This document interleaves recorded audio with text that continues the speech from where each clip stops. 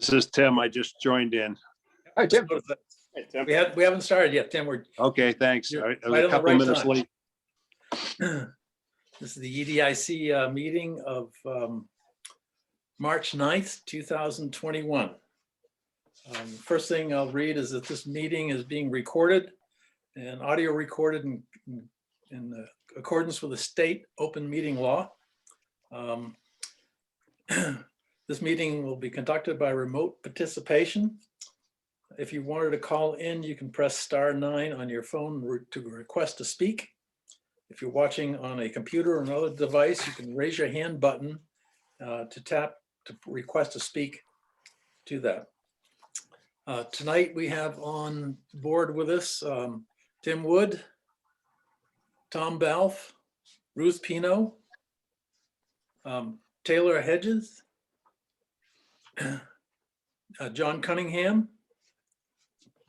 Sal DeFessio, sorry, I pronounced that wrong, I think, and Felicia Webb from the CADA to that. I think possibly another member might join later on. I know Jerry had another meeting coming up right about this time. So our first order is to review the minutes and to approve them from our last meeting. Any comments, questions, or corrections that anybody sees? I didn't see any issues. No, me either. Okay, I move to approve. Second. all right, second, great, thank you. The first thing we have is the business park status. I know last time, Taylor and Tim, you mentioned it was pretty much status quo. It's just things are busy, but not at full capacity yet, and still sort of waiting. Yeah, I haven't reached out to anyone, so I just haven't really heard that there's anything negative going on. I think, we'll start to talk to people coming up as we talk about the signage stuff, but that's about it. I don't think anything new. Only good stuff. Yeah, I don't see anything new at Blackburn other than, my contacts at Applied Materials, just they're bombed, and we probably expecting more and more traffic and, going up there. And as people get vaccinated and this thing hopefully starts to wind down, I think they're going to start requesting more and more of the engineering folks and stuff like that start to work on site, and over the next 6 months is my guess. But there's no end in sight. The semiconductor market is like 30% down in capacity, and there's no end in sight on what's going on up there. I mean, it will catch up, but it's going to be a while. Excellent, excellent. All right, moving on to anything with industrial signs. I'll announce that Jerry Opperman has just joined the meeting. Hey, Jerry. Hey, how are you? We've just approved the minutes and just talked a little bit about Blackburn Industrial Park. It's pretty much the same status. And we're just Okay. moving on to the industrial park signage, if anything has progressed in that or any other. So I've gotten a few more quotes, and then I've just been waiting. I don't know if Tim, have you heard back? I know a little bit. You heard briefly from Pete Leathers, but did we get any more? Yeah, info? absolutely. So I finally tracked him and Matt Beach down and talked to them for a while, and then they were supposed to go off and see if there was any specific requirements for Applied Materials. So I reminded him about a week or so ago, and then I called Pete Leathers the other day, and after all this, he basically said, whatever you guys do is okay as long as it's consistent. So I think we move forward, and I don't think that's the final answer from Applied Materials, or I can't believe that that's going to be, that they don't want some other signage, but that's what he said. I'll reach out to Matt Beach again. I'm actually friends with him, so I'll talk and see if he has any more insight. But Pete just believes that go ahead and do what we're going to do. But I really would look at it as I don't want to see any surprises come down after we do this, and they want some bigger sign, or we're blocking something or something like that. And maybe they don't care, I don't really know, but that's the guidance. At least they're being positive. Yeah, absolutely. I mean, I agree with you. We don't want to spend money until they actually look at it and make sure it's okay, but So I think, Taylor, as we move forward with this and we start to do, really get the nuts and bolts and get the quotes, just prior to pulling the trigger, we probably have to get Matt or Pete or both of them up there and actually like say, yeah, this is good, and show them exactly what's going to happen. Other than that, I think we just go ahead and label everything the way we see that it should be up there. Their major buildings, and just move forward with everybody else's requests, and then we'll give them a price when the time comes. Okay. All right. Sounds Just good. announced Mike Delasio has joined the meeting. Hi, Mike. Mike, Hi, sorry I'm late. I logged in as an attendee or as a visitor, so. oh, Well, I you're would coming be in right. quieter then. You've come in at the absolute right time. so I guess just to talk about signage a little bit, does anyone have like a figure in mind? I mean, the signage is looking to be hovering around that $60,000 mark. And I haven't broken it out to see, but one thing would be, and I just don't have this right in front of me right now, but like if custom seasonings is on every sign, then they're going to pick up a bigger portion. And I could, run some numbers to see where it would be that, where the sweet spot is, where people might easily buy in. So And maybe it's going to take a few go rounds, but does someone have a figure in mind that the EDIC is willing to pay? I mean, is there a target or? my question is one, are we willing to pay anything? And two, what's the maximum? I mean, we would spend up to a certain amount. I mean, $60,000 is a lot. Right. So, but maybe we say, all right, we're willing to pay for the installation. Just think about it that way. And then each company would pay for their own sign. Yeah, that's the inexpensive part. I think we really are going to have them chip in a little bit more. I mean, I think the little placards are only a couple $100. Well, maybe there's a percentage or something, Taylor. I mean, if you look at it that way, whoever has the biggest positions or the most number of signs pay a bigger share. Right. Okay. I'll maybe run some numbers and figure out like what seems equitable. I think that we need to put in a portion because that gives us a little more control when people start coming at us with a lot of ideas and we say, well, hold on. Totally agree. Yes. I mean, we're paying for this and you're participating. So yeah. Well, paying for it as well as think of all the groundwork that you've already done, right? So there should be value in that, right? Right. But in your conversations, Taylor, I mean, I would assume that the folks who you've spoken to already, who would be it would be their sign. They'd have signs on around the parks. Are you feeling like they're ready to make a payment and make a commitment around funding some of this, or is it they think it's just going to happen as a free? Well, we haven't really talked to a lot of people because we didn't want a lot of extra opinions early on. We wanted a really firm, like, here's the plan, because I just know from other projects, and you ask a friend and then you get another couple more friends, and all of a sudden you've got way too many opinions going on. So we really wanted a nice refined package, like, hey, this is what the signs are changing. This is what we're doing. So I think it's time, we've been looking for better prices, and with construction kind of going through the roof, this is a little project for whether it's a mason or whether, it's whatever. This is only a little project for a lot of people. So they did, as Jay McNiff said, he's like, the first prices he got were crazy. But then I got a couple more prices from people that Lauren's worked with, and they're right up there. Same thing. So, almost at this point, Dean's the synthetic one, that composite sign that I showed you that looks like stucco, and we can look at an example of it in person out at one of the banks in Ipswich, and I'll refresh that, and then you guys can maybe, if you're out that way, go look at it. But I wonder, that's almost the most reasonable. So I'm wondering, just as a source of doing that, what if we had is there I don't know, like a technical school, or is there, you know, is there someone we could go to and create like a community project out of that? And some kids are going to get something on their resume now, right? You know, we'll fund that, but you know, we turn it into some experience. Someone can go out and get a job, you know, because they've got something on their resume now.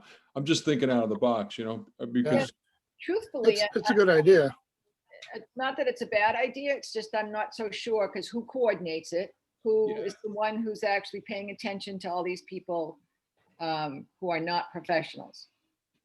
And Right. it, No, it can get a little tricky. I know that when I've talked to people that had the high school build their house, and it seems great, but when it takes 2.5 years because class is only in session so often, and you're like, oh, this was Yeah. not that awesome.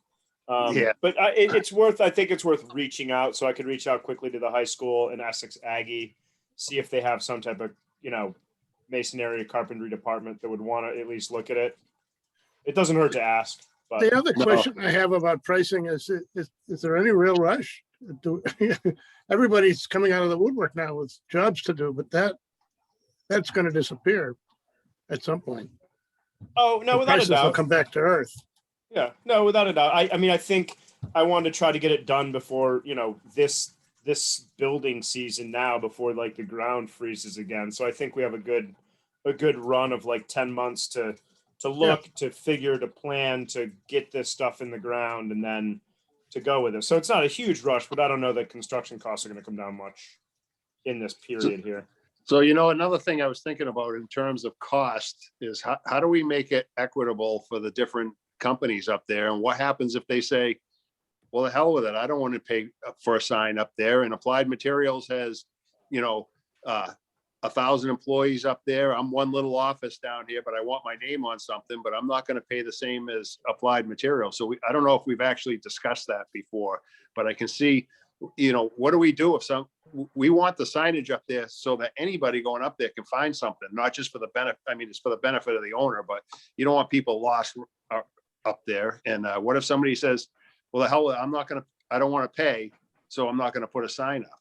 Is that? I mean, it's up to them. I think, you know, there's a lot of people that are up there that don't have signs already. Yeah. You know, so I think we're sticking with that core group of bigger companies that would want to sign. We aren't really looking to get the you know, the single accountant that's tucked in an office somewhere and doesn't really want to be found. No, yeah. So I think we've got a pretty good list. You know, we might have missed a couple, and you know, as I said, Custom Seasonings to me is someone, and I could reach out to her really quickly. Someone who might not need a lot of signage because maybe there's really no one coming to see her. You know, I mean, she has her delivery people coming in and people going out, but I bet she's been around long enough that that's all the same people coming all the time. So how do we apply the pricing then to the different companies? There's some, you know, like Applied Materials is huge and the Custom Seasonings isn't. Yeah, I'm So hoping that it's a relatively small number that they have to put up, you know? Yeah. I'm hoping they're in like the $1,500 mark. So it's really not a huge burden, but they see it as like a really nice, appealing look, because the sign that Mike, you sent me a picture of the new sign that was it Anchor Seal put up? That huge granite thing. Maybe I don't Tom think did. I sent it to you. No. Okay. Someone sent me a sign. It was beautiful. Big granite thing, Anchor Seal. You sent an email. But you know, I think people are willing to spend the money on it, but we'll find out. I'll try to get it all wrapped up in the next, you know, hopefully maybe the next 30 days with at least some type of proposal. Then we can reach out to people and start getting a feel for it. How many companies do you think either currently have signs or you think would be interested in signs? I don't know. I mean, it's on that. You'd have to look back on that thing that Lauren sent us. I can maybe pull it up. Can I ask John Cunningham a question? Sure. What about, are we required to comply with public bidding? I'll have to take a look at that. It's been a long time since we've done anything like this. I'll take a look. I mean, it might, I think it depends on the total budget, but I Well- want to say like $10,000 is any more than that. Anyway, you're the expert.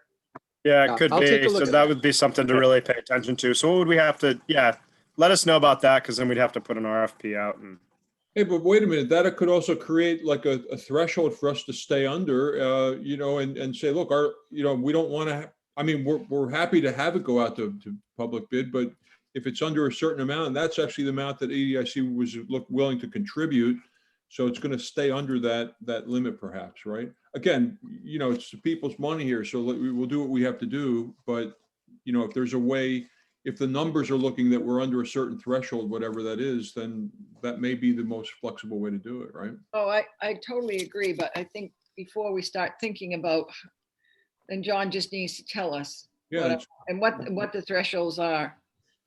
And Mike, even though we would be having contributions, I think the contract would be with the EDIC, so it's probably going to be for the full Oh, amount. okay, And then we're here. collecting for others. Yeah, thanks. I didn't think of I'll that. take a look at that and send a memo. so Tom, back to you. It seems to be there's about 15 maybe big names on there. Some of them have multiples, so it gets up to, in the neighborhood of like 25 different signs that we're trying to collect money on. So at 1,500, that gets up to half the bill anyway.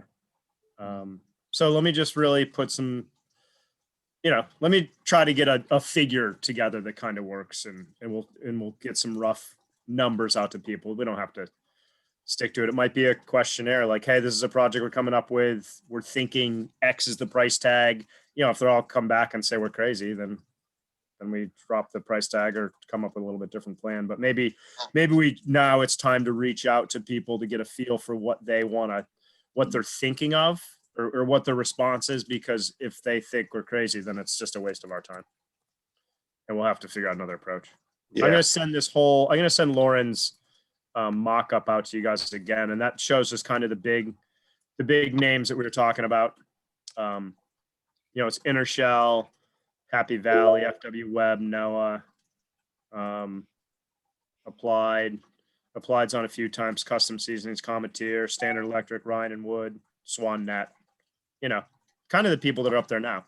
And then whatever. Sal, do you think there's new ones that we should, who's anyone new up there that we want to think about? Isn't there there's some new people in, but Gloucester Engineering, that building, we're not really putting any signs before that. Like Collins Aerospace. Yeah, I don't, that's a multi-tenanted building, and where they would be located, pretty much at the entrance without benefit of signage. I think that might be a little bit of a hard sell.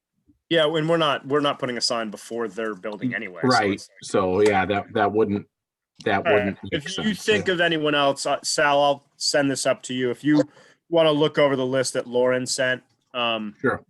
and then just think of any, again, it's kind of the more the better for us, but we also don't want it too muddied up. True. So, okay. The All other- right. I'll get to, before I get really busy with my season, I'll put some, I'll try to get a proposal put together to get out to people. Taylor, I love what you just said. I hope you have a season. Yeah, it's really weird. It's been really weird. I think we will. I think we're doing a lot of stuff with schools, but people are funny. They're like, oh, we're thinking about it. We might try to buy something. I'm like, just, the manufacturers their ship dates are already mid-June, September. Like if you haven't ordered a tent at this point, Forget it's not going to happen. And we're, still back and forth with people like, yeah, we need 30 of these. I'm like, you're not going to get 30 of anything. So it's pretty interesting. Taylor, if as you put together a proposal, and I'm happy if you want to bounce ideas off me, I think the optics are that we should have at least, let's say 2 prices, but a price for the larger companies and something for the smaller companies. I think Okay.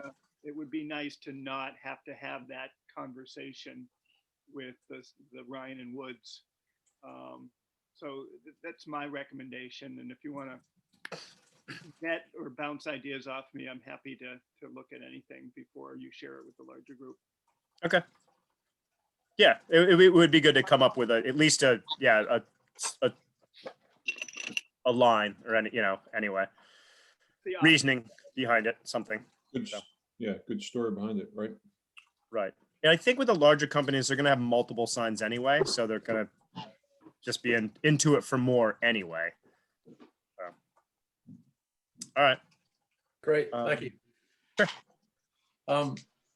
The end of this week, we had a great conversation with Felicia in regard to the Cape Ann Last Mile or Cape Ann on CADA on Demand.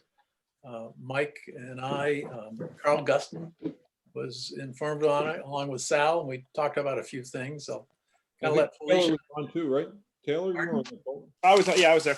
Yes, Taylor, I'm sorry. That's all right. And so I'll let Felicia talk a little bit on it. And I know Mike is sort of coordinating, or is going to have Mike coordinate anything that we're going to do through our board, whatever we have. I think there's some talk. Carl was talking about doing sort of a press release sort of coordinating that sometime in April, and we want to sort of swing things around. So, Felicia. All right, thanks for having me. I hope everyone has been doing well. Just as an update, we started working with VIA at the end of February on the actual details of our project. I can share my screen so you guys can, I cannot. Oh, someone needs to disable it. Can we give Felicia sharing rights, Lee? Or if you're the host, I think it's under security. If you click on that.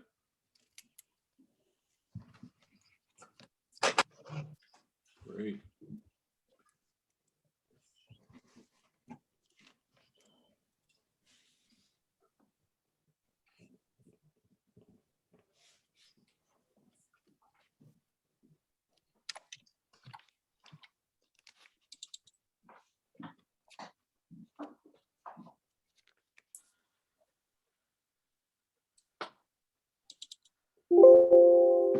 Felicia, you can share just the application with Zoom as opposed to your whole desktop. So if you unshare and then you go back, I think it lets you pick the window. So if you have like a PDF open, it can it's easier just to click on that, then you don't. That may be above my technical skills. I think, is this Lee's? This seems like this is Lee's. I shared the screen Okay. and Yeah. to the desktop portion, so. Okay, well, we're looking at your browser window right now with the Zoom tab open. Just like the launch meeting tab. So do you have a browser? What are you looking? Are you using Explorer or what? Your internet browser is what we see right now. So do you see the share button? Can you click that and unshare, and then maybe we can get you over to the document you want to share.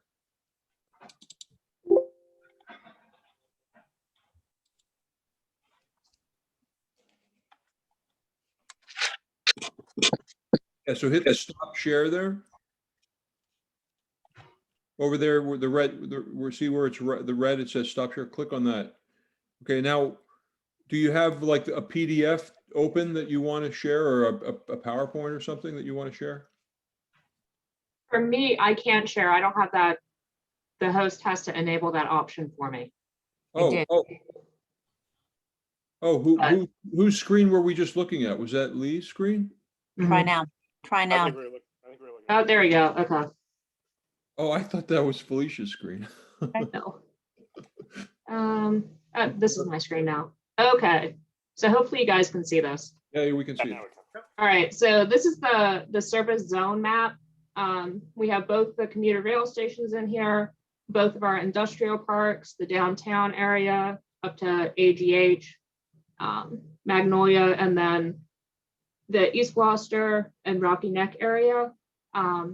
So the buses and everything can change depending on demand. But the vehicles will be picking up and dropping off within this zone. The time of the service, that's still a little bit in flux because the commuter rail is closed. So everything is being bussed in, and we're working on a Saturday service anyhow. So the first bus does not even get into town until 10 o'clock. commuter rail should be putting schedules out, which I believe will get vehicles, trains in here earlier, like at the 8 o'clock hour. So we're going to adjust the service so that we meet those commuter rails.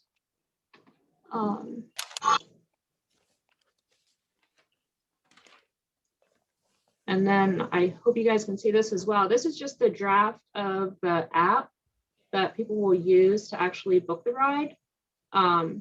The skyline is not going to be quite as city as this one. It's going to be the seashore and then more European looking buildings, not sky rises. And then the van is going to be customized to the vehicle Kata is using. I talked to GL Designs out of Beverly. She's going to be helping wrap the buses so that they look different than the Kata buses. And once we have a design, VIA can actually put the design on the bus on the app. So people will be able to see the same branding throughout from the app to the bus. So Felicia, let me just make a point. So Lauren is also GL Design, everybody. It's Lauren that's doing the sign work. It's the same person. yeah. So right now what I'm working on, I'm putting together a little frequently asked questions kind of overview of the project, the service, so that we can send that out to the original supporters of the project a year and a half ago, and then also use it for new companies that may be interested in participating in the project. Right now, in terms of our local match, we have the 5,000 from EDIC as a local match. Applied was going to provide a local match. I don't think I ever actually got that in writing from them, but we'll still have to come up with about another 9,000 to actually meet the local match for this calendar year project. So it was 5 plus 9, or Felicia? Now it's 5. You guys are the 5. I need applied materials, which I thought was going to be 5,000, but we never actually got that in writing from them. And then on top, it's 9,000 and change. It's like 9,927 or something like that. So roughly another 10,000 on top of applied. So all right, so we need a total of 15,000. Yep. Yep. Or above EDIC, okay. Yep. And that'll be the local match to fulfill that part of the grant application. So we are planning for a launch April 20th. That's Tuesday of school vacation week. And we're working toward the marketing messaging piece of that, so that once we get it a little closer, we can pull everybody in and everyone will be on the same page so that the same message goes out from everyone involved in the project. So that's what I have right now. If anyone has questions. Great, thank you, Felicia. Yeah, this Great news. Yeah. great. And there's been some follow-up. I know Carl Guston has been helping, and I think he's really keen to have this, kind of be the basis of another reopening story for Gloucester, and he's going to, I think, put his literary skills to work. And then I think there's also, the to-do list, really, of reaching back out to folks we spoke to before. Some of us here have been involved in that, to get them to get the original folks to make commitments, and then going back and maybe adding some new companies to the list. I know there are a few new attendees at the park, or businesses in the park that could very well use this. I also remember, Felicia, you mentioned that there was a pay for ridership to that, but if they're a donor to that, then their employees would essentially either ride at reduced rates or at a no cost. So we should, if we can help in securing donors and letting them know with that.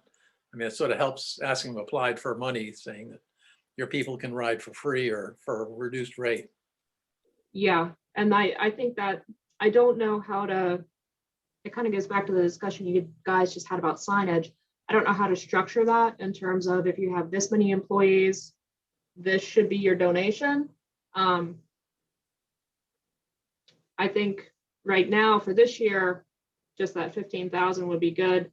If we want to continue it on, then maybe come up with that tiered structure of you have 500 employees, you're going to have to pony up a little bit more because your people are riding for free. Mhm. So I know Applied Materials was big on doing this. What was their expectation when it was presented to them in terms of their employees with regard to them putting in $5,000? Was it stated to them that there would be free ridership for Applied Materials employees, or was it left open-ended? There wasn't an amount mentioned, but it was if you provide a financial contribution to the service, your employees won't have to pay a fare. They'll be able to ride. Okay. Yeah. I think it's good though, if we're going back, we can kind of set expectations that, we want this to be more than a pilot, right? So, and there'll be another ask coming down, coming down towards the end of the one, it's 1 year, right? Still? Yeah. So. Yeah. So if it works and everyone's happy with it, then we're going to have to figure out how we're going to fund it, for the ongoing. So. Do you have a sense of what those numbers look like? Or is that? Um, A year I from now, do. what numbers will we be talking about? Rough numbers, I looked at them last week. It's about 100,000 for the service itself. So in the proposal we sent to MassDOT, this year is a 20% match. That's the 20,000. Next year, I think I did a 40% match, so it's 40. And then the year after that, I scaled us up, MassDOT down to a 60% match. Okay. So that we don't have to become financially sustainable, just after 1 year. We get a little bit of time to prove the service actually works. But within a couple of years, MassDOT doesn't want to pay for it. Felicia, do you have a fee that you'll be charging when this kicks off? We were thinking, it's not set in stone yet, but I'm thinking $2 one way. The regular CATA bus is $1. So I don't want to charge $1 because this is much more convenient. I also don't want to price it too high because the CATA bus is not as convenient as it should be. Right. Yeah, I was just thinking sort of to do a little sort of pro forma to say, to Applied or Intershell or NOAA or somebody that might, or Addison Gilbert, sort of if you were going to get this for free, how many, and you have 20 riders or 10 riders, we could figure out, at what point it really makes sense for somebody to chip in, let's say $5,000 or whatever. So. Okay. Hey, Felicia, when do you need, are you incorporating the donors into the signage? So do we need to get on that? Like, do we need to figure out who's actually going to be on the bus, or aren't the donors' names on the bus? We can put the donors' names on the bus if that's what you guys want. CATA's neutral on that. I'm neutral on that. Yeah, no, I don't think we need to. At this point, I think it would be might be a little bit hard, maybe later. It may be a level of complexity, like next year we can look at putting people on the side of the bus, but right now let's just get it up and running. Hey, well, what about, didn't we talk about the back of the bus? Isn't that like a different decal or a different, I don't know, maybe we could move forward and then, if, I think having that bus with sponsors' logos on it is very attractive. I think that's good, in a lot of different ways that, to help sell it, right? So is there a way we could not slow down the plan, but, retrofit this, the bus with a back label that has the logos of the sponsors on it?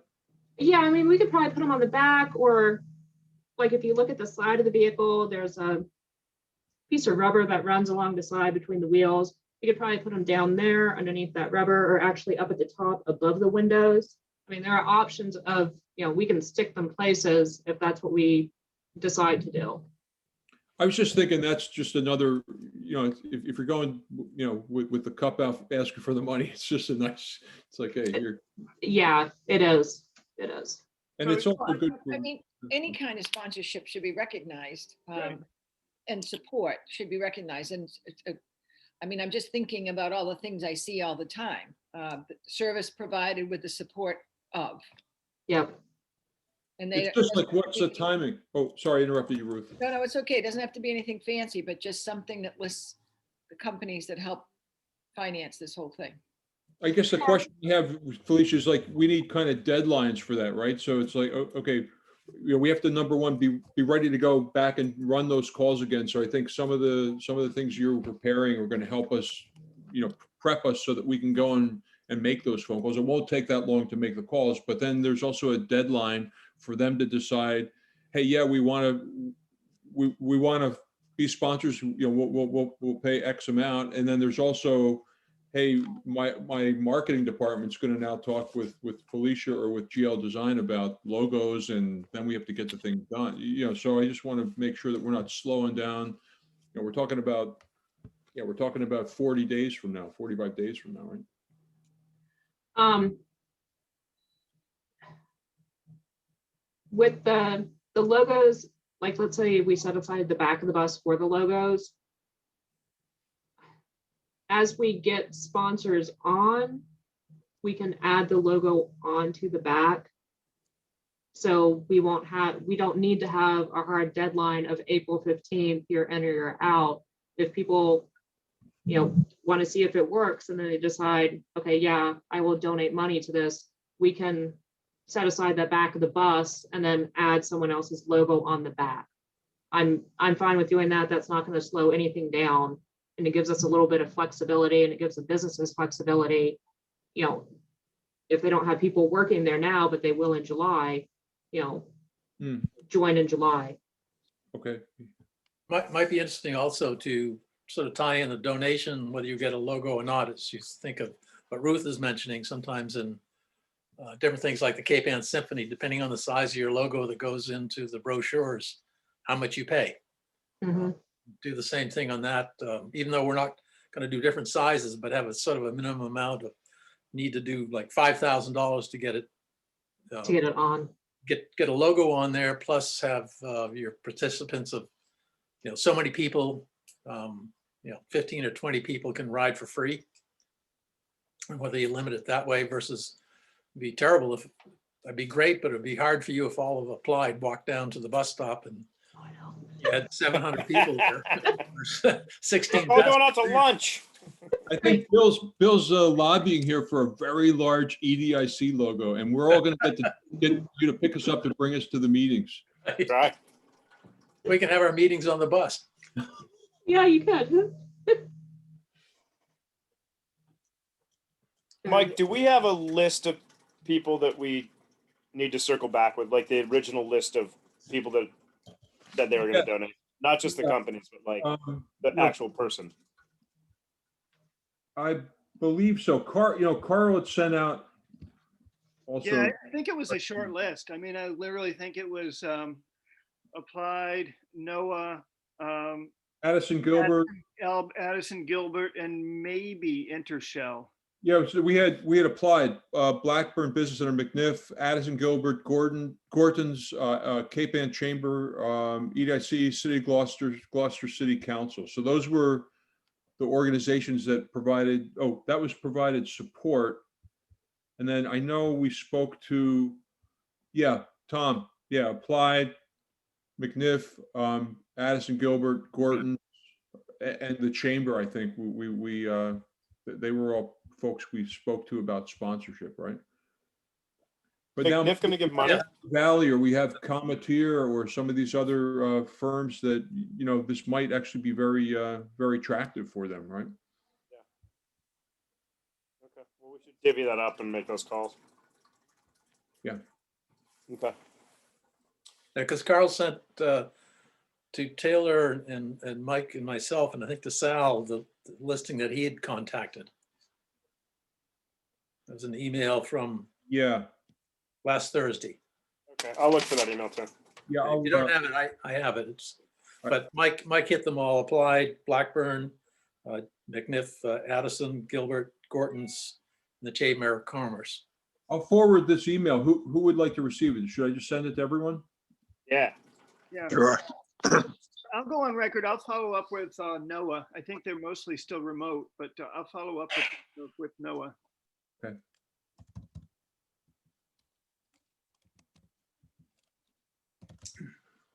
Be interesting if we can get the city to sponsor something, right? Well, we kind of are the city. Right. Good point. But I don't know, if I talk with John, we're an independent corporation of the city. Right? No, I know. Anything further on that we want to discuss on this? We'll coordinate with Felicia and all this stuff, and it's great.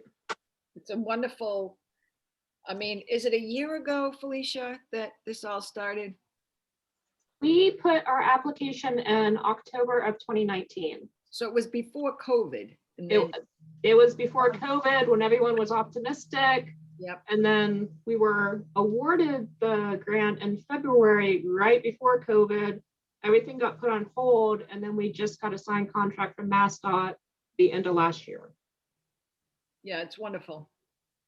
I'm excited about it. Yeah, this is great. I hear Cape Ann Museum wants their logo on the back of the bus too. So do we, Felicia, do we have the most recent sort of summary of the program as members of the EDIC reach out to some of these potential sponsors? I started that. I'm going to finish it up hopefully tomorrow morning, and I will get that out to you. Okay, great. And here goes Felicia, that. you have a listing of the members to send it to, or? If I have it in an email, You might, or I can get Lee to send I it. got it. Yeah, I got it from Lee when she sent out the agenda, the revised packet. I have it in there. Okay, great. Anything further on the Cape Ann on CADA on demand? The next item is the Beaver Solutions. I got an email from Mike Callahan this week, and if Taylor can make it this Friday, we're going to coordinate. Oh, I can't Hopefully now. Sorry. Yeah. It's I okay. can't. Are you okay doing it on your own? Or you want to Oh, push yeah, it? yeah, it's not a problem. It's not a Okay. problem. I just know you'd mentioned about if we get into this, maybe being sort of park representative, if we're doing stuff that he could coordinate with, if we're looking Yeah. at possible solutions. But I'll keep you abreast on it and whatever. Okay. Was Thursday an option or no? I think Thursday was an option. I can come back to him and see it. For me, it would be the afternoon. Yeah, that's fine. That would be better for me. Okay, If we can pull it off. I'll give him a quick email tonight then. Okay. And basically, I think we're going to sort of discuss what the possibilities are and what we have to sort of plan for the future, whether it's immediate like this summer, or can we wait a while and like that. He's Okay. the most knowledgeable. Yeah, I would like to be there if, Okay, great. I'll see what we can switch. if possible. Shouldn't be a problem. If not, I can be brought up to snuff later. Right. Okay. Mass Econ. They did respond to Tom Balf the other day. I thought it was a nice meeting back to it. So I don't know if you had any further thoughts, or you and Mike, and where you've been sort of coordinating with them. Not really. I mean, I think but wanted to share with the group what was offered, among other things, to us, and find out whether we're interested in taking him up. So Peter Bear got back to us and noted that Mass Econ has run a number of what's called a regional spotlight series, sort of promoting different regions of the Commonwealth, and at each of these, Zoom calls, webinars, whatever you want to call them, there's a number of panelists. I'm not sure how many, but 4 to 6, I suspect, each of which get some time to promote their particular, area or sites or whatever the case may be. It's sort of what makes a great business location. So they're planning on doing one for the Northeast. Would love to have Gloucester EDIC represented among our panelists. They're planning for the dates as either March 30th or April 6th. So, you know, the question is, would we like to, and I assume the audience is just other Mass Econ members mostly, I don't know that for a fact, but who, you know, want to find out what's happening in different regions. And it's just a sort of networking, benchmarking opportunity. So the question is, would we like to participate? And given the fact that we don't have an executive director, you know, who might be, you know, the best representative? I guess to start off, but welcome any and all opinions. My sense is, obviously, if this is an opportunity, we should seize it and talk about Gloucester and what are some of the emerging opportunities. And truthfully, even though I think that Sal is probably the person that has a sense of the pulse of the opportunities here more than anybody else, and could represent truthfully the EDIC and the city of Gloucester and sort of what we're doing together, as well as talking about some of the, you know, emerging opportunities like Comertier and GMGI, et cetera. So that's my gut reaction. But and Mike or anybody else, I welcome other opinions. I think I have two questions, Tom. And Sal, you definitely, I think, you know, I'll second Tom if that's something that you want to participate in. But I have a couple questions. One is, like, can we get some clarity from Pete, like who actually the audience would be? I mean, you know, maybe they are, you know, maybe they're prospects as opposed to just, you know, kind of a regional networking event, right? But then the other thing I wanted to find out, I mean, I think Tom, you probably are very qualified to talk about, you know, the GMGI initiative, the marine bio initiative, the blue economy initiative. You know, I think in a way, let's figure out what our story needs to be first, right? Because if it's an EDIC story, again, I'm not saying that, you know, the city and the EDIC have two different stories, but, you know, you know, what's our story? What's our message going to be? It should probably be focused, right? And I mean, I'm sure Sal could deliver that better than any of us as well, but let's just make sure that we have a sense of what do we want. Anyone who participates and listens to our speaker should be walking away with a particular message that, you know, is kind of has been decided in advance, if that makes sense.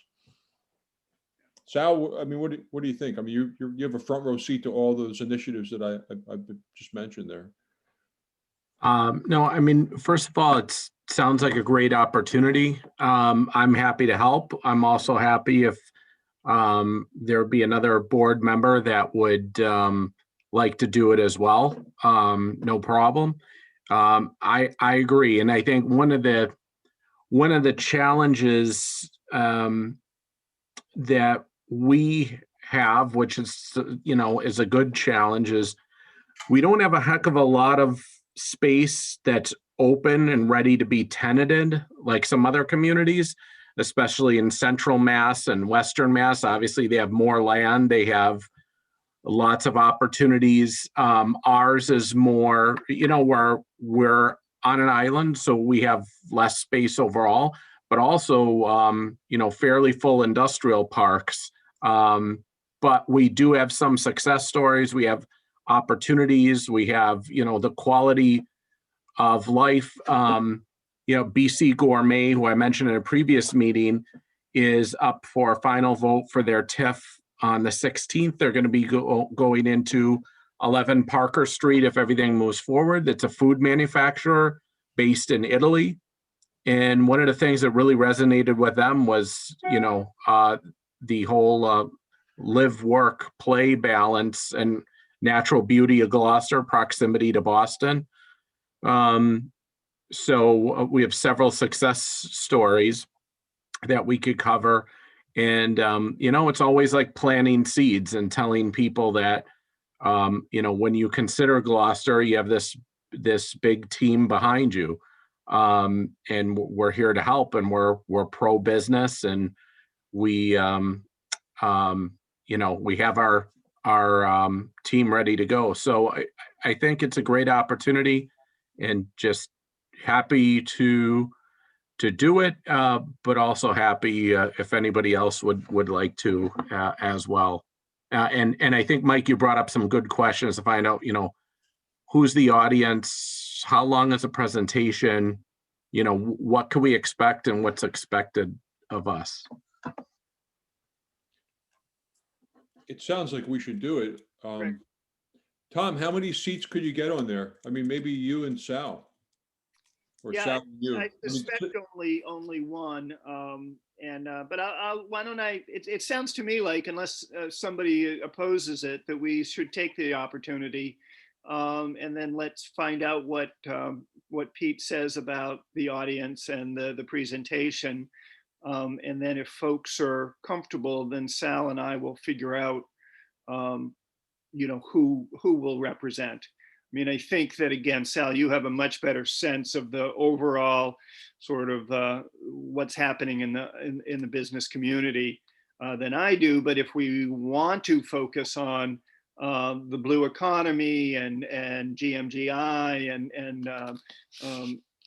biomanufacturing, as one component of what we're focusing on in Gloucester, I'm perfectly happy and I think capable of delivering that message and communicating. No, that's perfectly fine. And I think, happy to have that discussion offline with you. And, I think with some additional clarification from Peter, I think we can make a good decision on that. That sounds great. One thing I was just thinking is, I mean, we could have, we have lots of stories that, and we have a story for everyone in a way, right? But I think in a way, we want to position Gloucester like, what differentiates us, right? And again, maybe we play to, it's not for everybody, right? But, here, for the folks that we're focused on, they look like this, right? And we make a call to action. I mean, we'll take, of course, anyone who wants to start a business here, we're keen to recruit them and help them in any way, right? But how do we create that message that makes it almost somewhat exclusive? Again, it's exclusive just for this presentation, right? It's like, hey, the takeaway is, if you're doing anything that's, biomanufacturing or marine, focus, et cetera, blue economy, like we need to be, you need to be coming up here to exit 55 or whatever our new exit is now.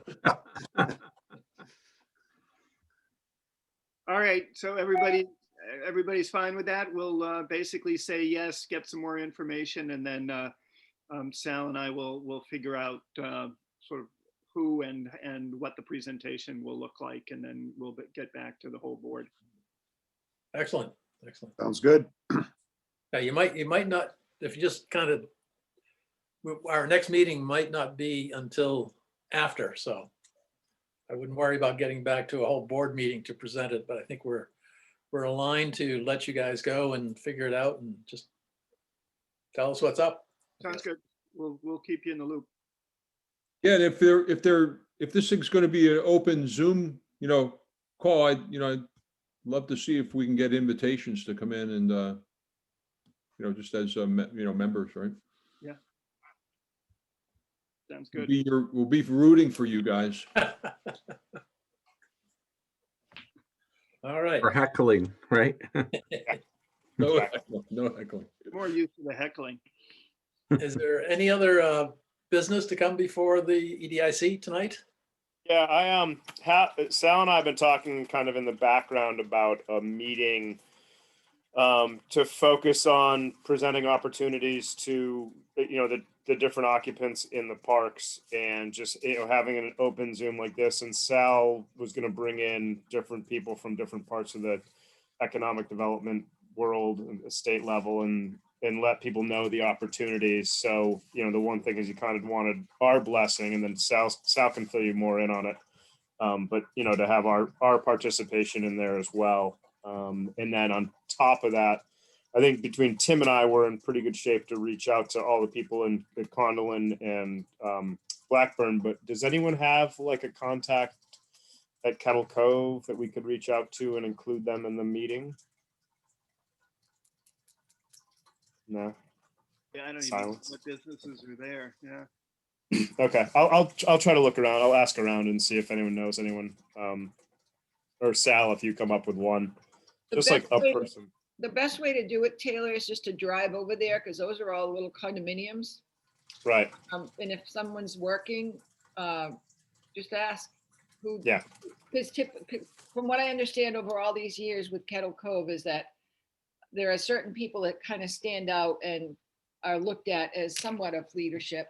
Not that there's any leaders required, but, you know, picking up trash and just keeping the place together. Yeah, there's got to be kind of a point person for, I mean, they had that bridge issue, so there had to be a point person that was kind of taking charge. So Sal, do you want to fill these guys in on the rest of it for now? Absolutely. Well, I would look, you know, I was hoping the EDIC would want to partner on this. So basically, you know, the industrial park business owners busy running their day-to-day operations, and many don't know the resources that are out there, or maybe they know a little bit, but not much. Financing resources from mass development. They have a number of different programs, and I have a very good contact there that's willing to do a brief presentation and let the businesses know what's out there. So this could be funding for expansion, new equipment, things that are traditionally hard to get bank money for. Mass development specializes in that. I don't want to say it in a recorded meeting, but there's definitely one client on Condon Road that utilizes their services for financing of equipment, and also through Maria DiStefano, who's the Mass Office of Business Development, Northeastern Regional Director, could talk about EDIP tax incentives for businesses seeking to expand, also money for training opportunities of employees. There's a lot of different things that are out there. Free help from the Massachusetts Small Business Development Center on everything from business plan to marketing. Again, as we know, the tenants in both parks are definitely on a spectrum of business. They have a spectrum of business needs. Some are very sophisticated, the applied materials of the world, and others that probably don't need anything unless they were looking to expand and wanted to look at tax incentives, all the way to, you know, smaller individual owner operators that might need that help from mass development. But anyways, I think it was an opportunity to showcase what's available to them, make them aware of it. Even if they don't need it right away, they can know it's there and know it's a resource. And especially, I mean, everything I've been reading says that, you know, when the pandemic is over, God willing, we're expecting, you know, GDP growth of over 7% nationally. There's all this pent up demand. You know, Gloucester should be ready for that. So I think it would be really good. And if anything, it's a contact with all of us at EDIC in the city, you know, should they need something, and, you know, that they could reach out if they have issues. And we, you know, EDIC could even have some time in the beginning to talk about the signage initiative, last mile, work with CADA and other things that we're all doing to try to help them. There's, you know, recently we wrote for and successfully received some grant opportunities that are more downtown focused, that we're going to be working on. So this would be programs targeted towards our industrial park. So I think it'd be a good thing to do. And but we really need everybody's help, because we definitely want participation. So it's scheduled for April 7th at 10 a.m. And it'll be virtual. So hoping we could get some folks on the computers and, talk about it. But, if this group thinks it's a good idea, I'd love to work with you. Yep. One question for you. So because, you described a range of businesses, right? That some of these programs might appeal to more than others. Is there any chance that we could turn this into more of a series? Maybe there would be 3 events where, we could kind of tailor the message and, maybe go a little deeper in the topics that might be more appealing to certain audiences versus others? Or is it? So I think it's a good idea. I think maybe for the first one, the programs that we're going to present really could be used by just about everybody. But I think, this is kind of our first time doing something like this. But I think based on feedback, we could say, hey, they really want another one that's really specific to workforce development issues, which a lot of them have with, whether it's finding employees, training employees. There's resources around succession planning, employee stock option programs that the state can help with, which of course allows for maybe an owner to retire and sell the business to the employees. So there's all kinds of things, but I think maybe for this initial one, we see how it goes, see where the demand is, and maybe we just get a handful of businesses and we just say, hey, we're promoting it. Maybe at a later time they'll come around, but I think it's I'm open for that, but I wouldn't want to make it too narrow on the first one, because if we don't have a good showing, I don't want to waste anyone's time. So Sounds to me like a survey at the end of this thing is really important, where, it's like, hey, here are the topics that we covered. What would you want us to go deeper on? Because you could then, if everyone voted the same way, hey, we can run like a 45-minute session just on X or Y. Right? I think it's a great idea, Mike. And if you have experience in doing that through your technical background, I think that would be a great idea, because that could be a great takeaway for EDIC to review at a next meeting. And it might entail questions like, are you thinking about expanding? Where are your needs? And it can be something where we can, use it almost to build into a future strategic plan for EDIC as to, what the needs are in this rapidly changing environment. But yeah, that's a good idea. And so do you think energy efficiency would fit in this series somehow? I definitely think that could be, a part of the discussion. I just, Taylor and I were talking about it, and he was just saying, for this first one, we agreed that we don't want to make it too broad, only because then you might not get anyone. But this could be where the survey comes in, where we could say, are you interested in energy efficiency? Because as we know, National Grid would be really interested in doing something. They're ready to go. Yeah. But if there was a survey connected to an optional, hey, leave your name and number for follow-up, and if energy efficiency was one of those options, and let's say we had 10 of them, it would be a no-brainer to do another webinar on it. So that's a really good idea to ask in the survey. And I like that approach, because if we had a critical mass like that, then a program could go reasonably deeply into it instead of just a quick and dirty. Yeah, absolutely. I think that's a good idea. Yeah. All right. Great Great. idea.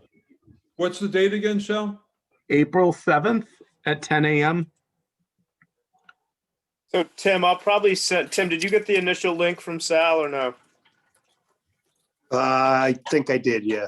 Okay. So I think we'll just send that out. Maybe we should, Sal, do you want to come up with like an outline or maybe, like bullet notes, like who's going to be speaking and what about, and Absolutely. I started that and I just wanted to get it refined a little bit more after I talked to this group. And already we got some good ideas that I'd like to incorporate in that. So yeah, definitely happy to do it and would hope that most of the board could, participate and chime in. I think it would be really good in a way to do some outreach to the businesses that may not, know many of us very well. Yeah, I think it's a great idea. Excellent. Yep. Okay. So, Any other business? I've got two quick updates. So the North Shore Blue Economy Phase 1 report, I think we've completed sort of, because of the delay, things have changed, and I think we've edited the document and sort of brought it up to speed sufficiently. So hopefully that will be released in the next, this spring, and there would be some, accompanying Zoom call and release party or whatever. But that's it's still a little nebulous, but it should be released this spring. The other is the Harbor Plan Committee, of which I'm on, representing the EDIC. The RFP for consulting team to do that work went out. There was a pre-bid meeting, I think, last week. Unless Sal knows, I know a number of people participated. I don't know exactly how many, but those responses are due the 16th.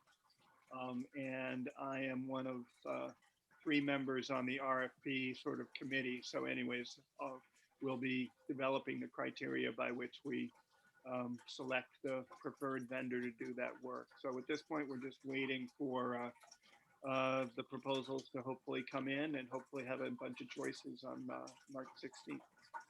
Sal, I don't know if you have any other insight, but I think that's it. No, not right now, but I know that a lot of folks are asking about I4C2 and other parcels, and my response to them has been, we're going to be launching our municipal harbor plan update soon, and not likely to do anything with any parcel before those before that process is complete. So there's definite interest that's out there, and glad this is moving forward, and thank you for your efforts, Tom, in working on this.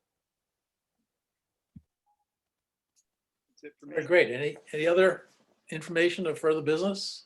Well, it's not EDIC business, but I'd just like to update you about, so the KPN Community Foundation, that's the logo behind me, is the license plate. It's about the KPN license plate. So the money that we make off the additional fee that you pay, it's not much, it's like $20 a year on your registration to have this specialty plate. We're launching our 3rd auction on March 22nd. And just go to lovekpn.com. We've given away $15,000 over the last, well, we've given away a total of 50 so far. And what we're very pleased about is people who have a plate are renewing them. They're not giving them up.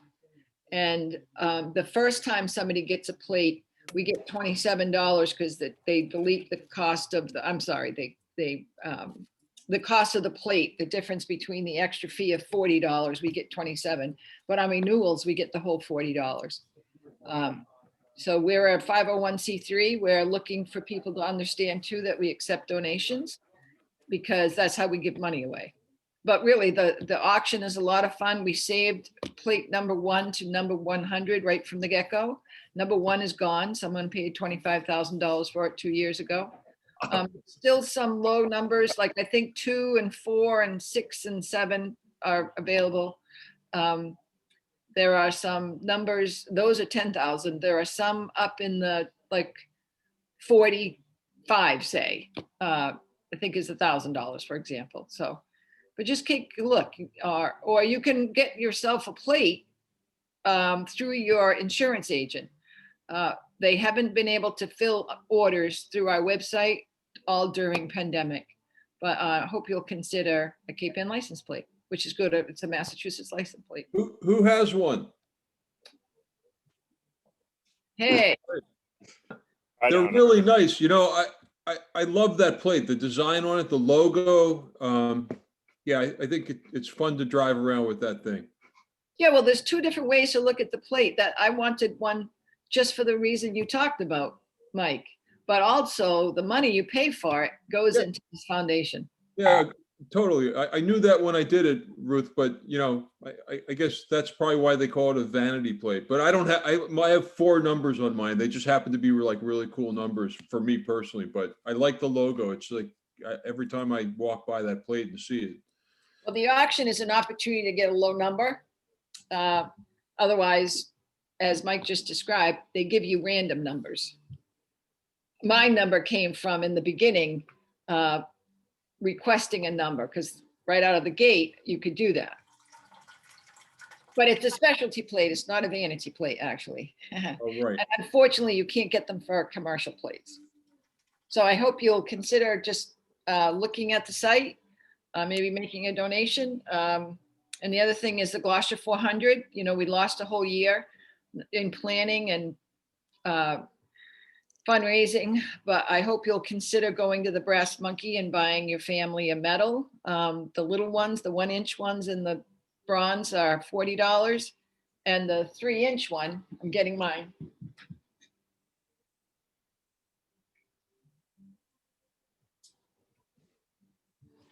This is the 3-inch, both sides. The relief is just gorgeous. These are $150. He's got one. These are $150 each. And it's a memorable product. We only bought 100 of them. I'm not sure we'll make them again in the bronze, but they're still down at the Brass Monkey. They just came in 10 days ago.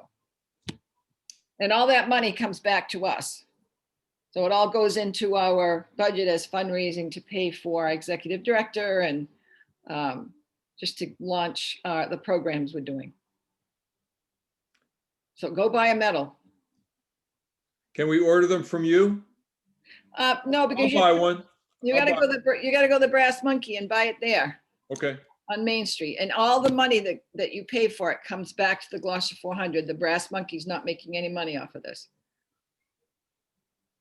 And they're not vanity medals, Mike. Oh, Is It's there a nice Wear ribbon? one, Mike. We'll get it Is so you there a can wear ribbon? it. I need a ribbon. Yeah, With- we'll with the we'll open get one. shirt. Well, we have a lot Thanks, of plans Tom. I around the appreciate it. medals and a plan, but, so one last thing, Bill, is the next meeting, I assume, is April 7th, 6th, rather? I think it'll be the 13th. That's what I just looked at. Following week, okay. Well, we can decide that, but that's when I So looked at it's it. the second Tuesday, I never remember, I have so meetings that, Yeah, second Tuesday would be the 13th. That fit everybody's schedule? Of Ramadan. Yes, I noticed that.